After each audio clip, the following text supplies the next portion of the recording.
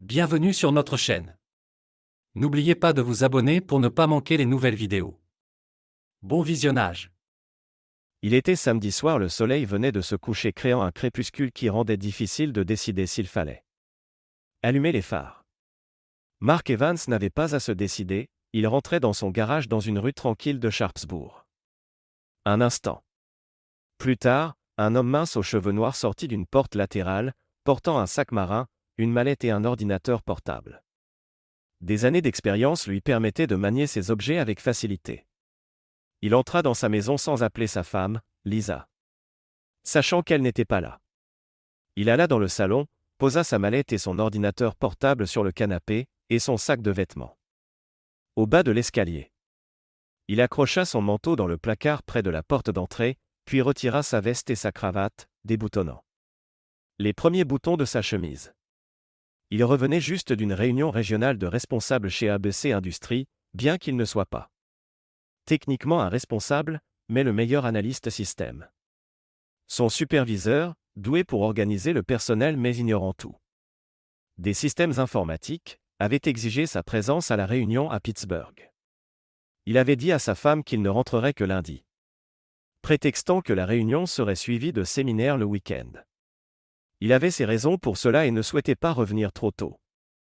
Regrettant de ne pas avoir emporté de vêtements confortables pour le voyage, car Lisa aurait pu se demander pourquoi. Maintenant chez lui. Il prit une douche, enfila un gant et un polo. Après un repas rapide de reste et une bouteille de bière, il lut le journal local dans le salon, donnant l'apparence d'un mari se détendant après un voyage. En réalité, il gagnait du temps, faisant face à une crise personnelle. Il était déjà passé par le déni, mais affrontait encore la colère, le marchandage, la dépression et l'acceptation. Passé minuit. Il nettoya la cuisine, réalisant que c'était de la procrastination. Incapable de trouver une autre solution, il enfila une veste légère et se dirigea vers la porte latérale. Se souvenant de quelque chose, il retourna au salon, envoya un email depuis son ordinateur portable, puis quitta la maison. Après 5 minutes dans le garage, il s'en alla, la porte du garage se refermant derrière lui. À 7h37 du matin, l'opérateur des urgences de Sharpsburg répondit à un appel. « Urgence, quelle est votre urgence ?» Une voix féminine, semblant jeune, répondit. « J'ai besoin de la police. Je pense qu'un crime a été commis. »« Où vous situez-vous, madame ?» demanda l'opérateur. « Je suis à une cabine téléphonique sur Park Drive, près de George Washington Park, » répondit-elle.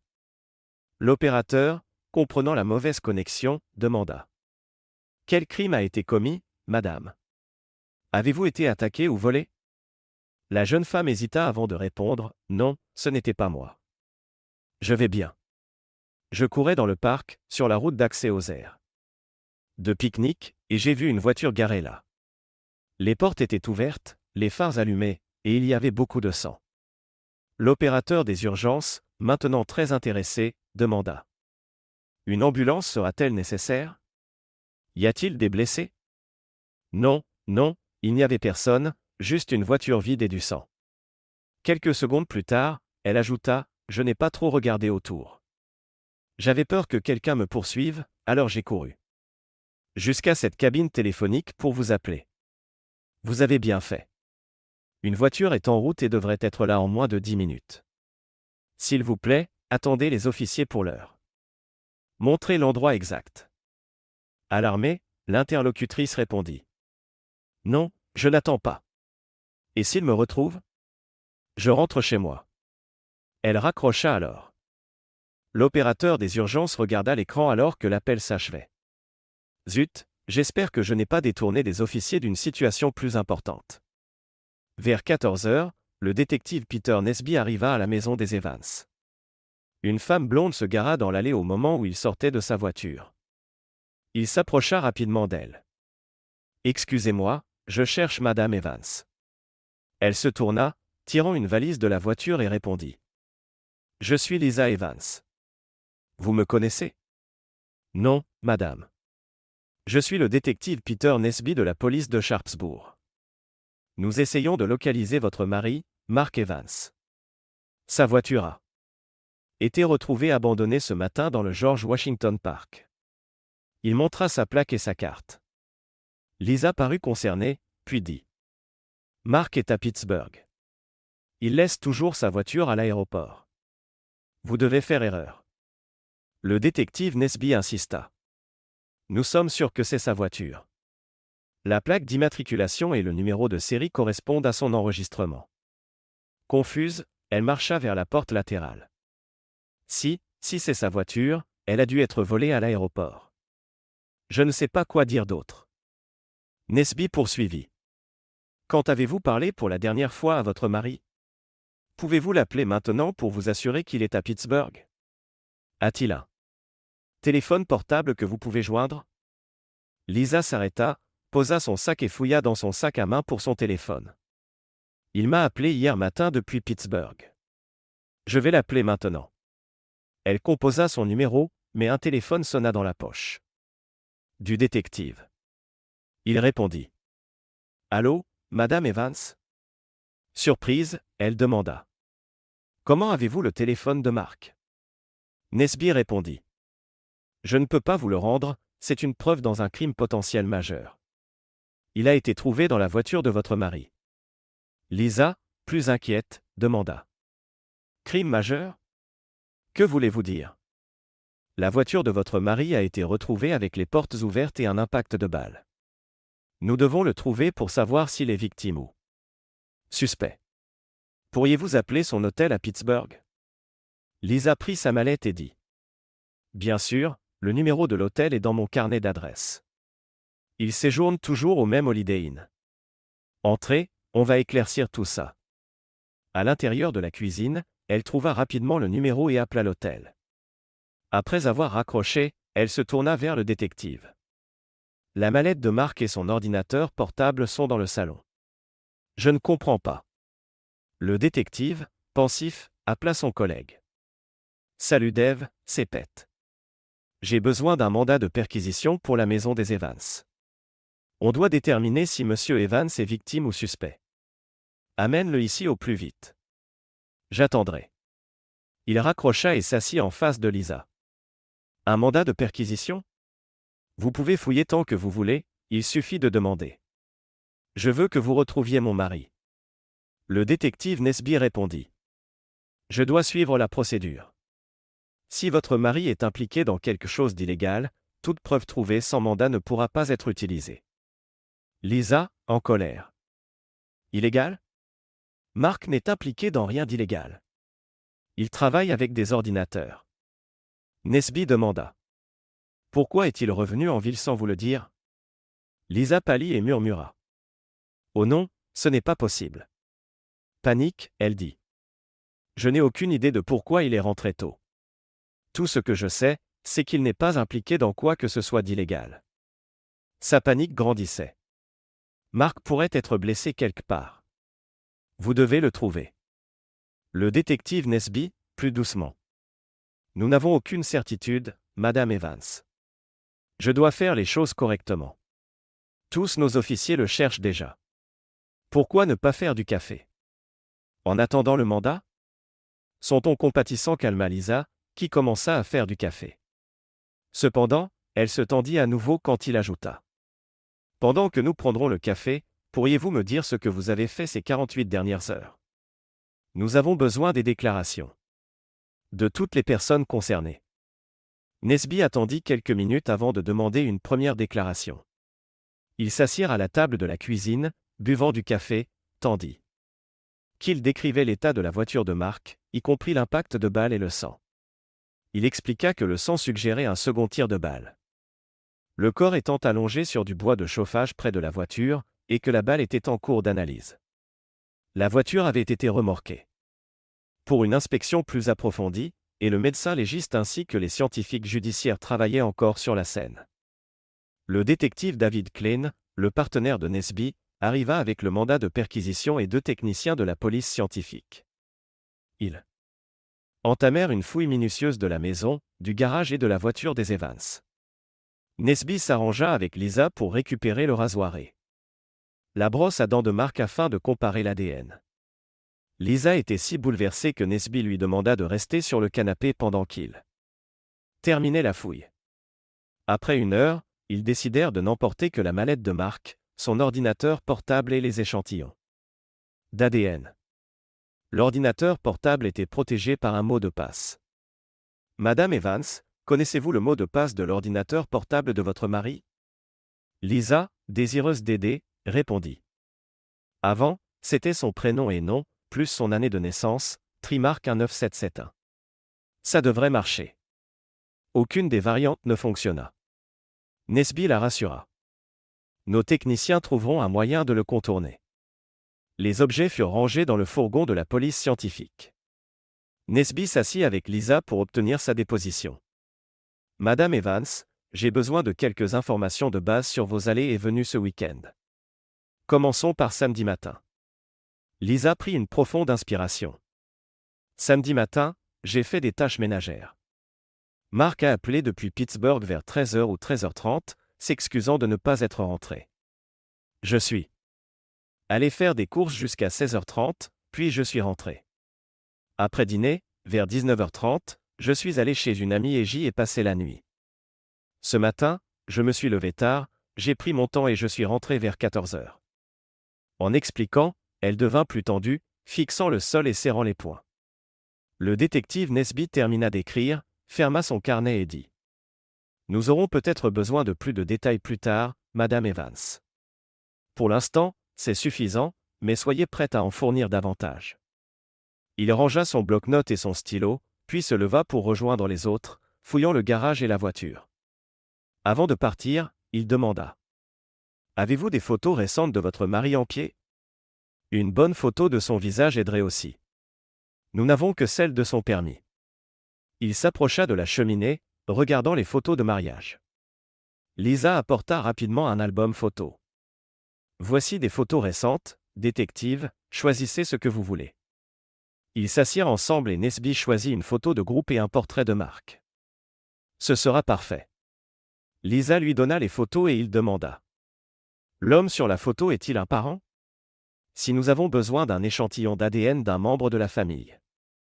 Lisa répondit : Non, c'est Blake Moore, le meilleur ami de Mark depuis l'école primaire.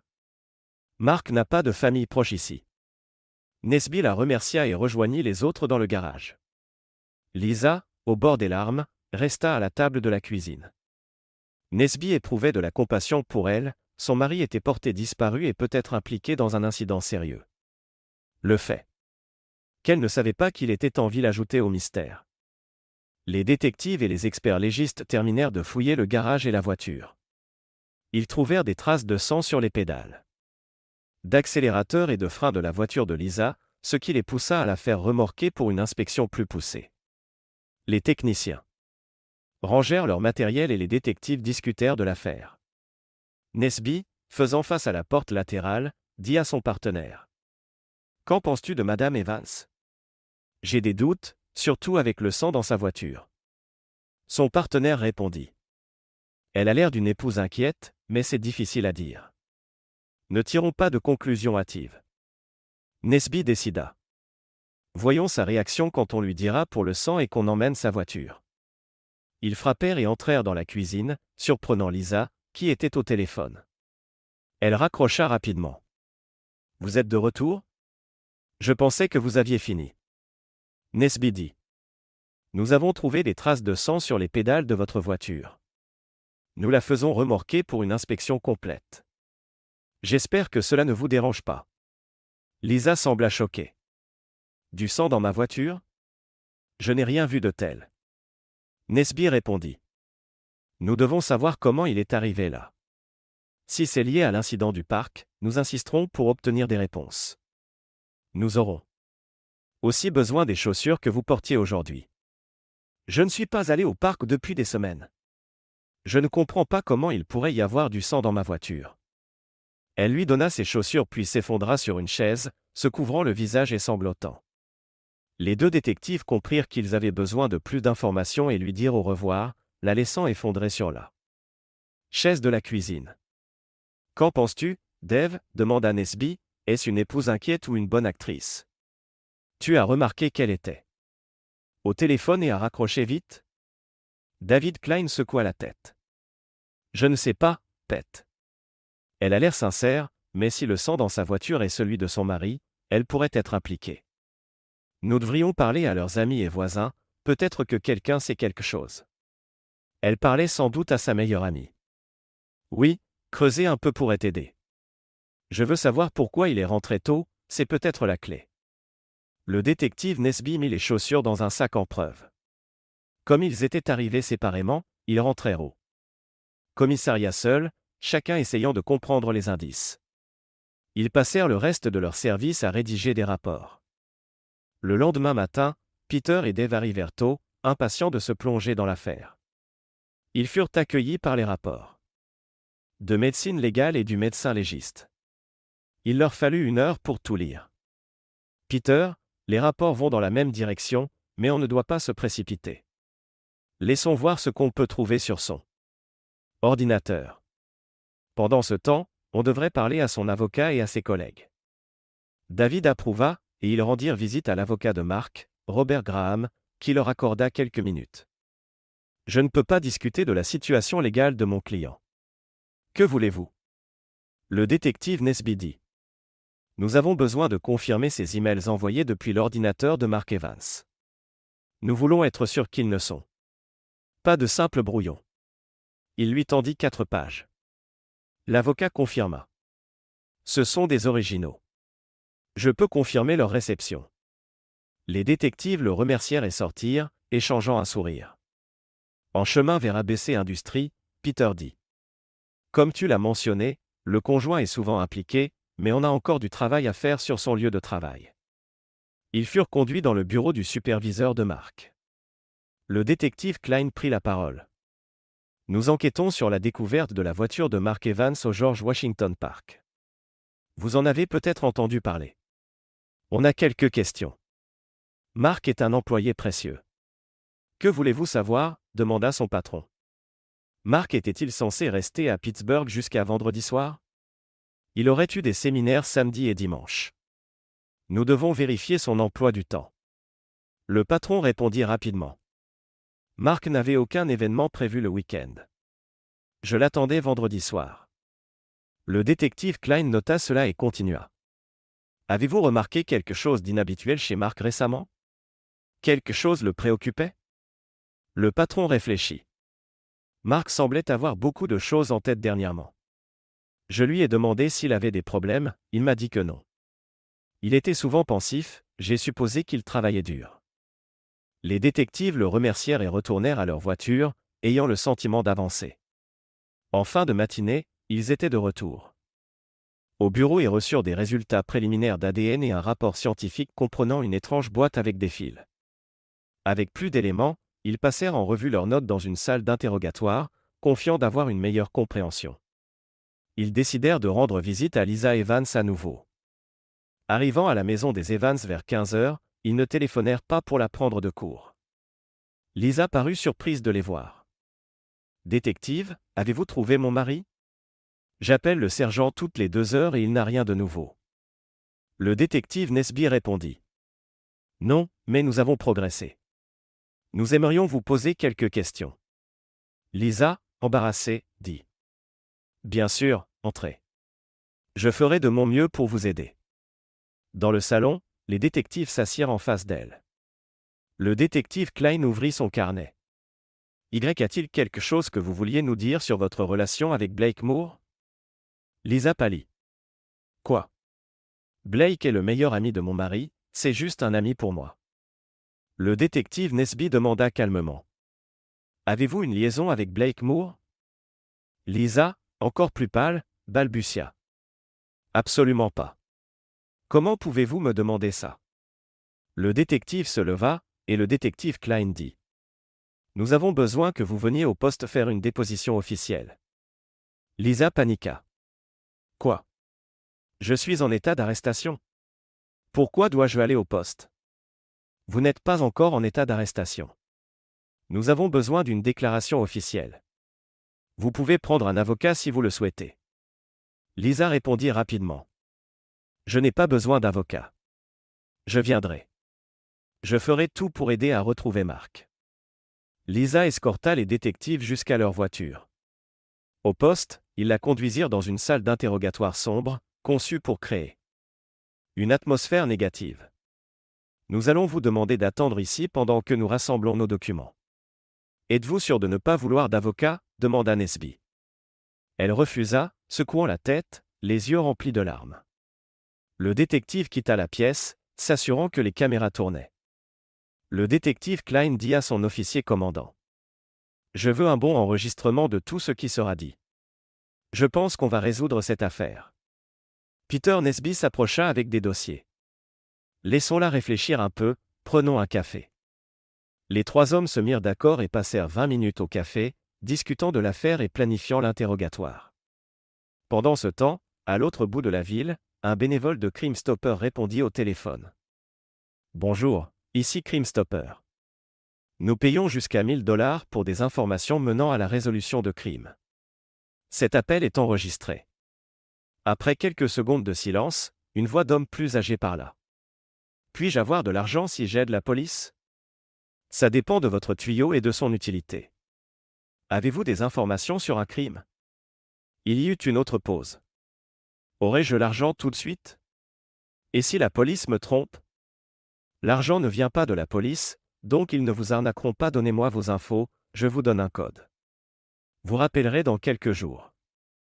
Pour savoir si votre info a aidé. » L'homme, frustré. « J'ai besoin de l'argent maintenant. J'ai besoin de jus. Si vous avez besoin de nourriture, je peux vous diriger vers des refuges.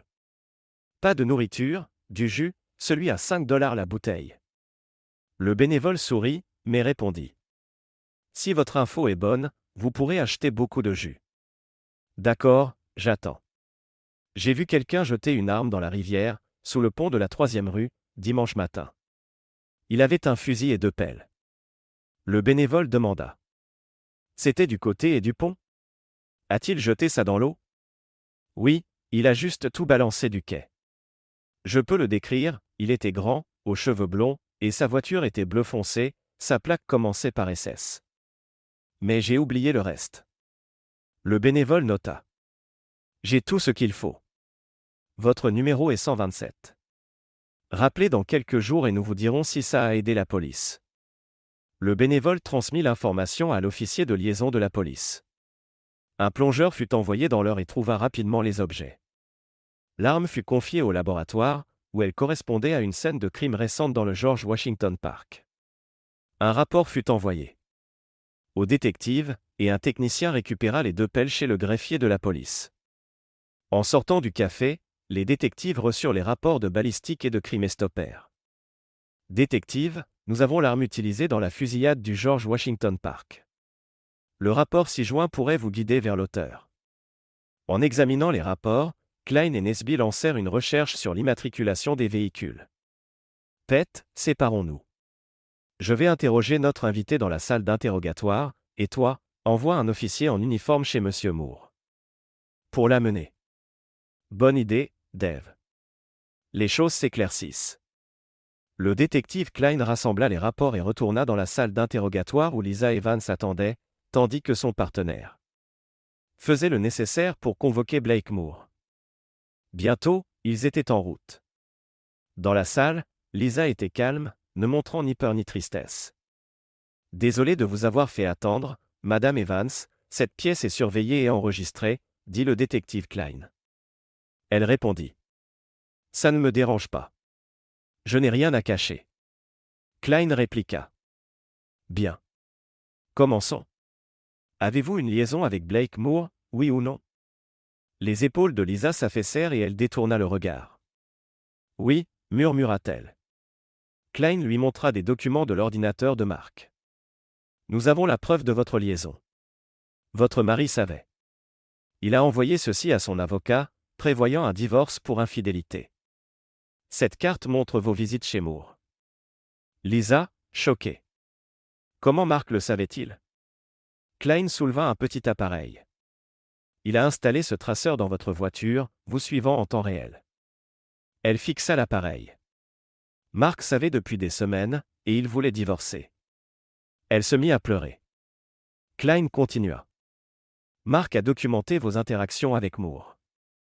La dernière carte date de samedi soir, quand il a disparu.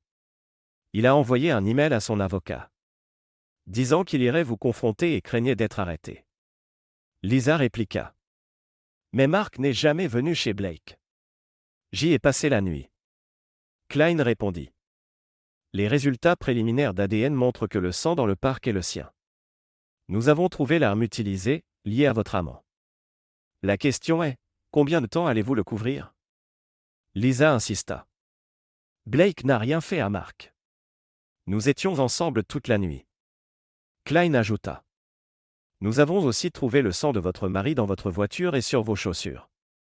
Mon partenaire va chercher Monsieur Moore maintenant. Celui qui nous dira ce qui s'est passé et où se trouve le corps de Mark aura un meilleur accord. Lisa resta silencieuse, visiblement bouleversée, alors que Klein rassemblait ses papiers. Il lui tendit les rapports de sang, mais elle les regarda à peine. Mark ne peut pas être mort. Je l'aime, j'ai besoin de lui. Elle sanglota, clairement très secouée. Blake vous dira la même chose.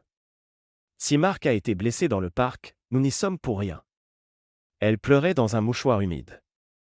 Le détective Klein lui laissa quelques minutes. Quand elle sembla plus calme, il dit. Il n'y a aucun doute, votre mari est mort. Le médecin légiste conclut à plus de 95% de chance, vu la perte de sang et l'absence de soins. Il montra le rapport et des photos de la scène. En voyant ces images sanglantes, elle fondit de nouveau en larmes. Je vais vous laisser seul quelques instants pour réfléchir. Vous ne vous aidez pas en niant. Klein quitta la pièce, posa les rapports sur son bureau et secoua la tête en passant devant son officier commandant, puis alla à la salle de repos pour un café. Pendant ce temps, son commandant surveillait Lisa via la caméra. Le détective Nesby, réfléchissant à l'affaire, se rendit chez Blake Moore. Avec une voiture de patrouille, ils furent presque surpris que Blake Moore leur ouvre rapidement. « Oui, officier, que puis-je faire pour vous ?» demanda Moore. Le détective Nesby se présenta. « Je suis le détective Nesby, au sujet de la disparition de Mark Evans. Nous avons besoin de vous au poste pour vous interroger. Madame Evans est déjà là. Nous avons des questions qui nécessitent votre aide. » Moore demanda. « Suis-je en état d'arrestation? Je sais que Mark a disparu, mais je ne vois pas comment aider. Nous avons juste des questions. Vous n'êtes pas en état d'arrestation. » Moore, trop abasourdi pour résister, les suivit dans la voiture banalisée, assis à l'arrière conformément au protocole. En route, Nesby demanda. « Monsieur Moore, à quel point connaissez-vous Madame Evans? » C'est juste la femme de Mark pour moi. Pourquoi? Répondit Moore. Je me demandais juste. Que faites-vous, Monsieur Moore?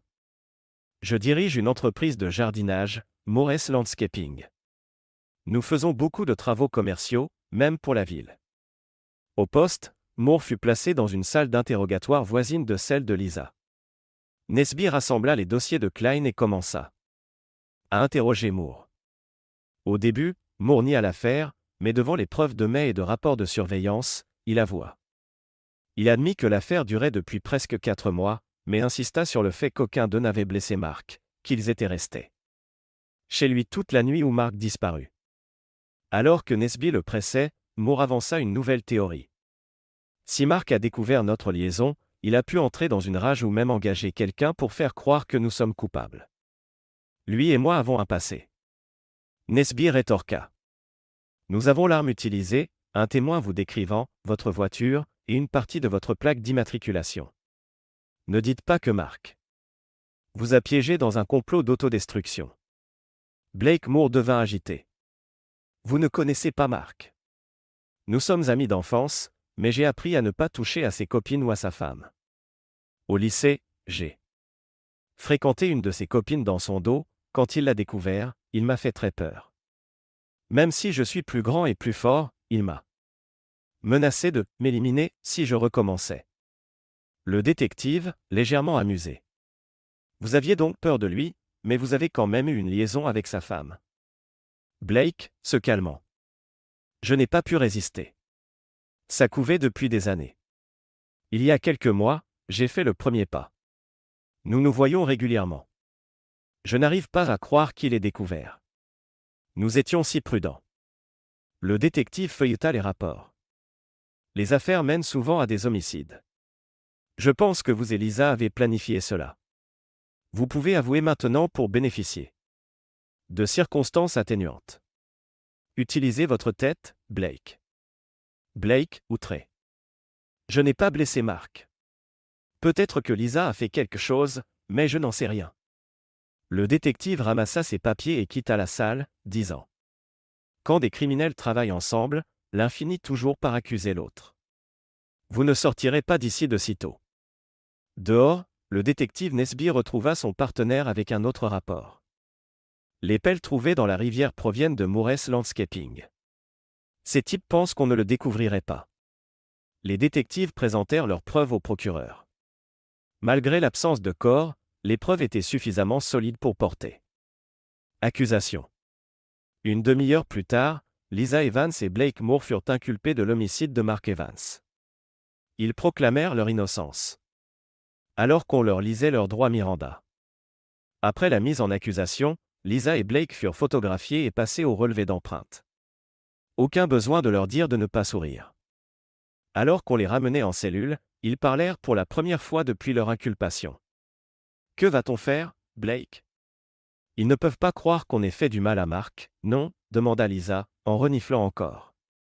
On a besoin de nos propres avocats, ou peut-être le même, pour économiser de l'argent, vu qu'on est accusé de la même chose. Mais tout ça est faux. Je pense que Mark nous a piégés, répondit Blake, frustré. Tu ne peux pas croire ça, si ? Pourquoi Mark ferait-il ça ? Demanda Lisa, choquée. Tu ne connaissais pas Mark aussi bien que tu le pensais. Je suis étonné qu'il n'ait pas fait quelque chose de plus viol quand il a su. Si j'avais pensé qu'il découvrirait, je ne t'aurais jamais touché, répondit Blake, secouant la tête. Blake raconta à Lisa l'incident passé au lycée, quand il était sorti avec la copine de Mark. Debout derrière les barreaux, séparés par un mur de béton, ils pouvaient facilement se parler. Je ne crois pas que Mark ferait ça. Je ne sais même pas comment il a découvert. Nous étions toujours prudents, ne nous voyons que quand il était en déplacement, dit Lisa, pensive. Je regrette de l'avoir trahi, même s'il n'est pas mort, je veux divorcer, ajouta-t-elle, la voix emplie d'émotion. Blake l'écouta sangloter et dit : Lisa, arrête. Tu connaissais les risques quand tu es venue chez moi. Tu étais consciente des conséquences. Elle se calma un peu. Tu as raison. J'espère juste qu'il me pardonnera. Après une pause, Lisa suggéra. Je pourrais appeler Robert Graham, notre avocat. Peut-être pourrait-il nous représenter tous les deux et partager les frais. Ils furent d'accord, et Lisa demanda à un officier un appel. Cependant, Robert Graham refusa, en raison de son implication dans la procédure de divorce de Mark, recommandant son collègue Basil Smith à la place. Lisa accepta, et Smith arriva. Les présentations furent brèves, et Smith examina les accusations. Vous êtes tous les deux accusés de l'homicide de Mark Evans. Qu'est-ce que les officiers vous ont dit ? Madame Evans, vous d'abord. Lisa raconta son histoire, finissant en larmes. Je n'ai rien à voir là-dedans, j'aime Mark, je ne pourrais pas lui faire de mal. Smith se tourna vers Blake. À vous, maintenant. Blake résuma brièvement, affirmant. Nous n'avons rien fait à Mark. Je pense qu'il a organisé sa disparition pour nous incriminer. Smith, sentant l'urgence, dit. Nous devons nous concentrer sur votre libération sous caution. Elle sera probablement de $100 000 chacun. Est-ce un problème ? Lisa, choquée. J'ai besoin de $100 000 ? Non, juste 10% en espèces, soit $10 000 pour la caution, la rassura Smith. Ils acceptèrent, pouvant gérer la caution, impatients de sortir. Smith les informa. Vous serez formellement présenté au juge demain matin, la caution sera fixée à ce moment, et vous pourrez alors organiser votre libération. Préparez-vous à passer la nuit ici. À cette nouvelle, ils réagirent mal, mais Smith expliqua qu'ils ne pouvaient rien faire tant que les charges n'étaient pas déposées. Après leur retour en cellule, ils dormirent mal, ayant un repas gras et bruyant. Le lendemain à 10 heures, avant le tribunal. Smith les informa. Malgré leur apparence négligée, ils plaidèrent non coupables, et la caution fut fixée à $100 000. Blake, propriétaire d'une maison et d'une entreprise, obtint rapidement un prêt de $10 000 et fut libéré l'après-midi même. Lisa, moins chanceuse, sans propriété en son nom, trouva son compte vide. Elle appela ses parents, qui acceptèrent finalement de l'aider. Cela prit plus de temps, et elle passa une deuxième nuit en prison, avec 2 compagnes éméchées. Le jour suivant, une fois les formalités financières réglées, elle fut libérée, rentra chez elle, prit une douche et ignora les appels. Le mois suivant passa vite. Lisa découvrit que Mark avait retiré l'argent de leur compte pour protéger sa part avant le divorce. Elle reçut les papiers du divorce sans savoir ce qu'il avait fait de l'argent. Lisa et Blake rencontrèrent plusieurs fois Basil Smith. Smith obtint des copies des preuves et prévit de rencontrer le procureur pour faire abandonner les charges, avançant la difficulté d'obtenir une condamnation sans corps ou témoin. Il proposa d'engager un détective privé pour voir si Mark avait simulé sa disparition. Blake accepta, mais Lisa pensait que Mark était une victime d'un carjacking raté. Au fil des semaines, l'investigateur ne trouva rien. Il tenta d'identifier l'informateur qui avait signalé l'arme et les pelles jetées. Sans succès. Le témoin n'appela jamais. Cela ajoutait au mystère. Pendant ce temps, la relation entre Lisa et Blake se dégrada. Après sa libération, Blake suggéra de poursuivre leur liaison. Lisa refusa, lui reprochant leur situation. « Je ne veux plus rien avoir à faire avec toi, sauf pour le procès, » dit-elle, souvent en pleurs. Blake répondit froidement. « Comme tu voudras, Lisa. Tu n'es pas la seule femme en ville. » Ils ne parlaient plus qu'en présence de leur avocat, gardant leur distance. Un mois plus tard, Basil Smith arrangea une rencontre avec le procureur, Jeff Bagden. Lisa et Blake espéraient que les accusations seraient abandonnées, ayant été harcelés de questions sur leur relation. Ils filtrèrent leurs appels, utilisant le répondeur, impatient de tourner la page. Surprise, le procureur Bagden, jeune et élégant, commença. « Je viens de recevoir les rapports finaux du médecin légiste et de la police. Sur la base de ces preuves, je propose une peine réduite. De 8 à 12 ans si vous plaidez coupable d'homicide au second degré. » Lisa et Blake furent choqués, clamant leur innocence. Leur avocat, tentant de les calmer, demanda la justification de l'offre. Bagden expliqua. « Nous avons de nouvelles preuves. L'ADN du sang sur la plaque et le joint du coffre de votre voiture correspond à Mark Evans. De plus, du polyéthylène noir trouvé sous la voiture de Mark correspond aux matériaux utilisés dans votre entreprise de jardinage. » Lisa, furieuse, accusa Blake. « Que as-tu fait » Blake explosa. « Tu sais bien que je n'ai rien fait. Tu étais avec moi. » Smith intervint, tentant de les calmer. Il s'adressa à Bagden. « Excusez mes clients. Nous espérions le retrait des charges, votre déclaration les prend au dépourvu. » Bagden, amusé. « Je comprends, mais nous avons assez de preuves pour aller au procès. Le médecin légiste confirme que la victime a perdu trop de sang pour survivre. La scène du crime suggère que le corps a été traîné puis chargé dans une voiture. Nous sommes confiants. » Bagden leur montra les rapports et partit.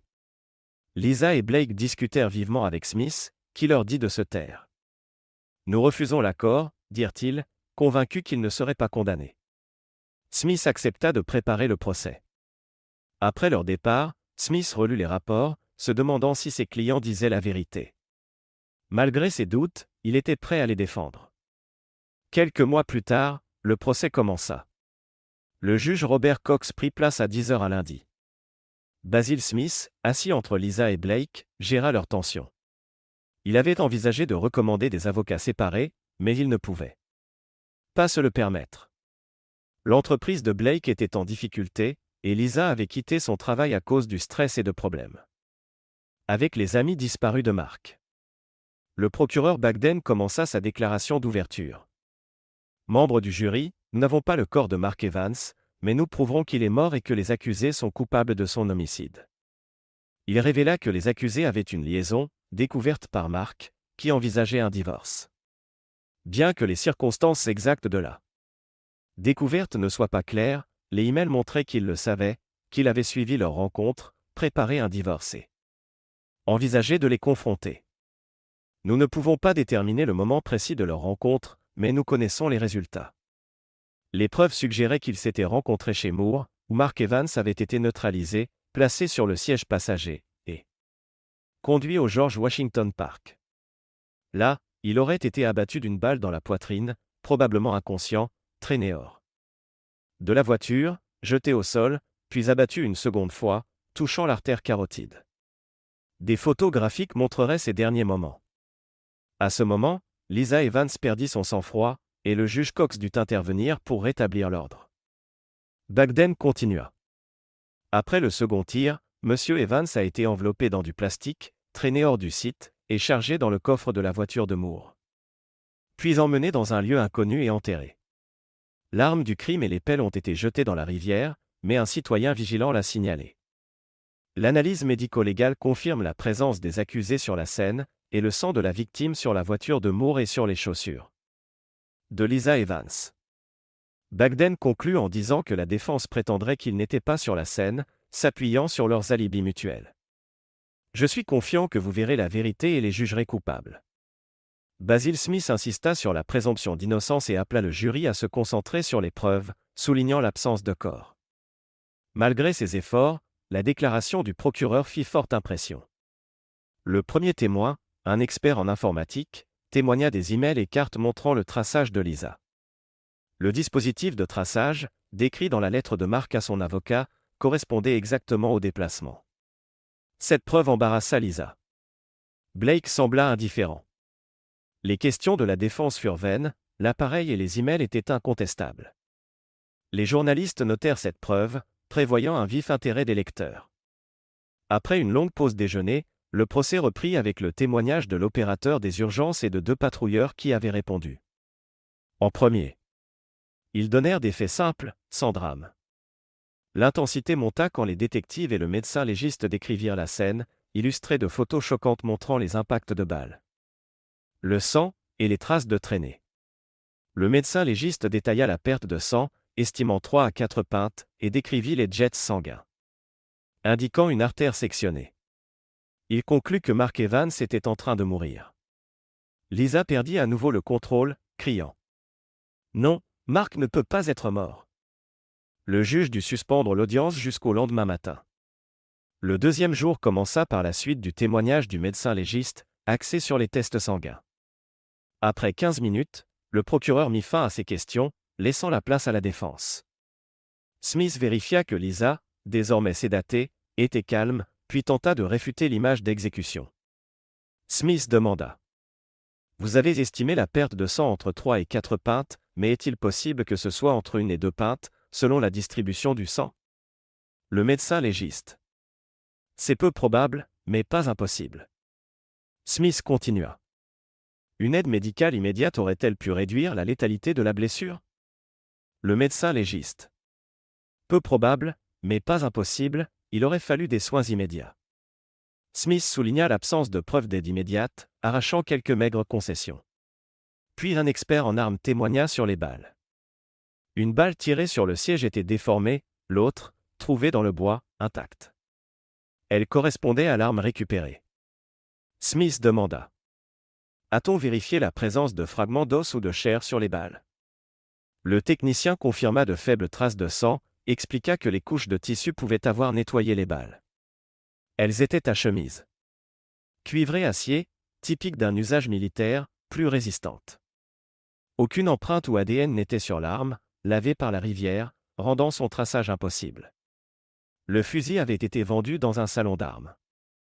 Il y a 20 ans, sans registre d'acheteur. Un autre technicien parla des pelles, estampillées, Morris Landscaping, sans empreinte ni ADN. Smith ne put rien tirer de plus.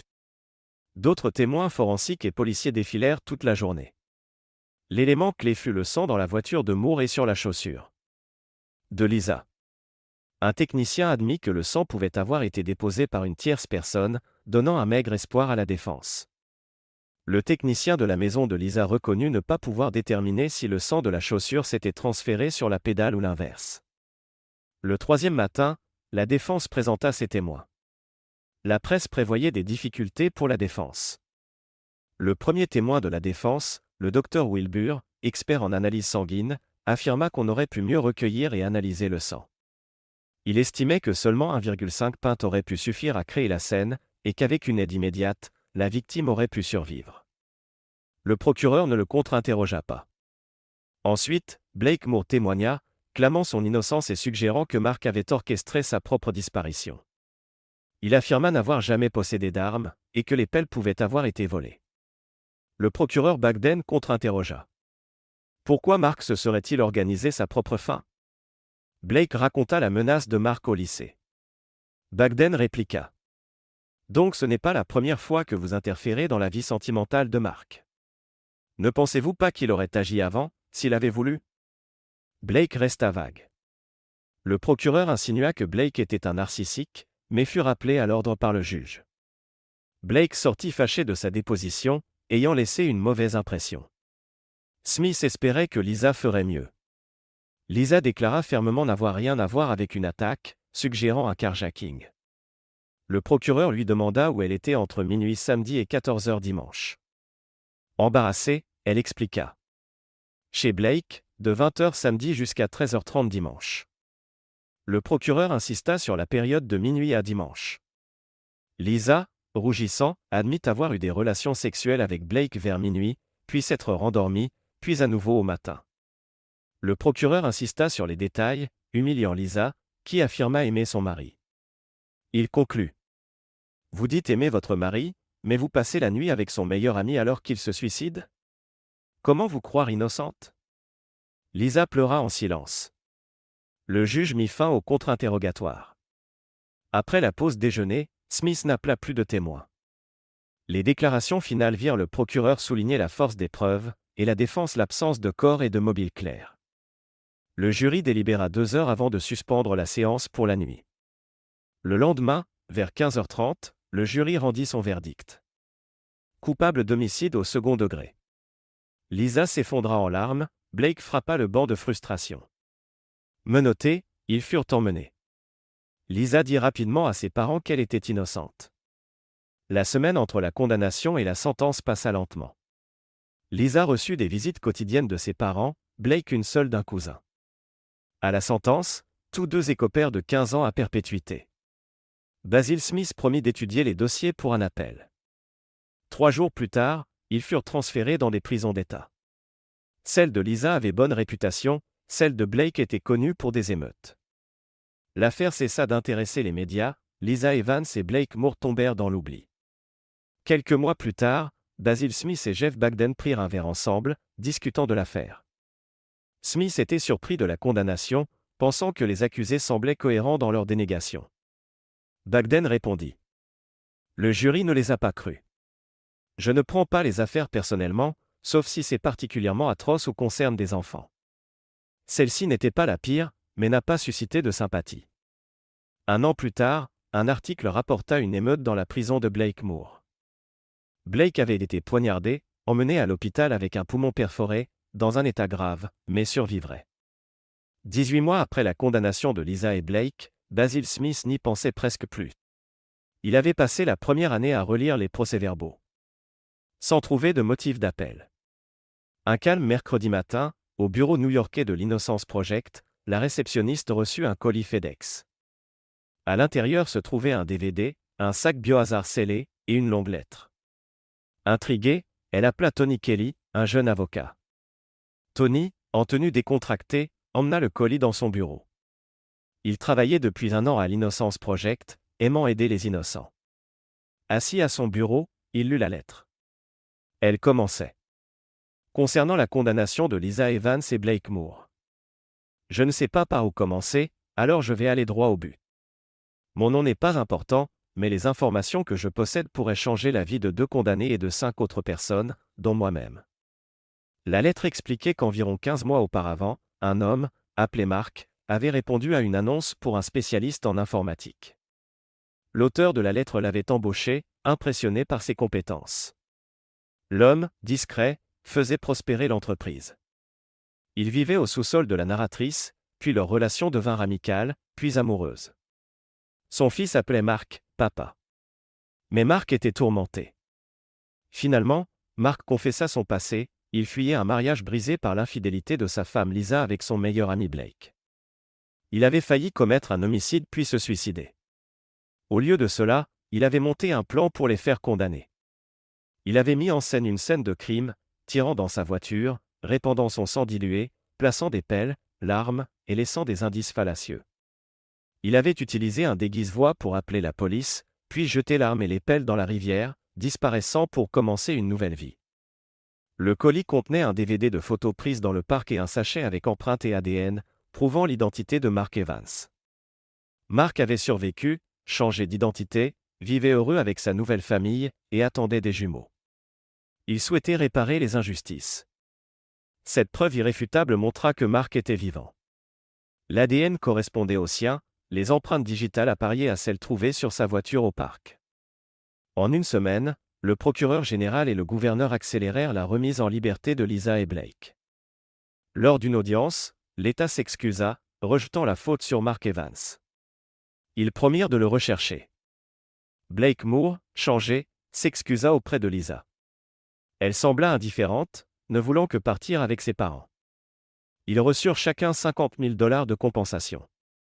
Blake, dont l'entreprise était ruinée, quitta la ville, estimant qu'il avait trop perdu. Lisa, épuisée, considérait cela comme mérité. Elle partit sans dire au revoir. 2 semaines plus tard, une grande enveloppe arriva chez Basil Smith. À l'intérieur, une note pour l'avocat et une enveloppe scellée pour Lisa. Basil la lui apporta chez elle. Après une brève conversation, il partit. Lisa ouvrit l'enveloppe, reconnaissant l'écriture de Mark. La lettre disait : « Lisa, je suis désolé pour le temps que tu as passé en prison. Ta trahison avec Blake m'a rendu presque fou. Ma nouvelle vie est mon bonheur. M'ont montré qu'il fallait vous libérer tous les deux pour que je sois libre. Je sais que les autorités me chercheront, mais je suis confiant. Dans ma nouvelle existence, avec ma nouvelle famille. Bonne chance et adieu. Signé, Emma. » La lettre tomba de ses mains, brisant tout espoir de réconciliation avec Mark. Merci de regarder et n'oubliez pas de vous abonner pour ne pas manquer les nouvelles histoires.